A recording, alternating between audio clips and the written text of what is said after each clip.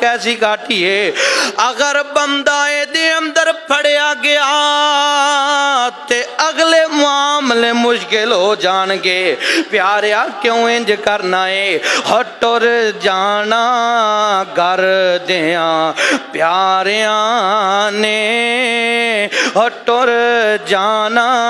घर दिया प्यारिया ने मेला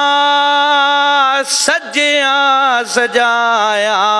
रे जाना तेरे धीआं पुत्रां रुल जाना मेला लग्गिया लगाया रे जाना बेटा खोल पटारिए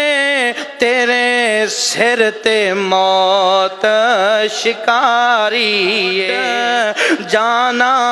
पंछी तेरे ने पिंजरा खुलिया खुलाया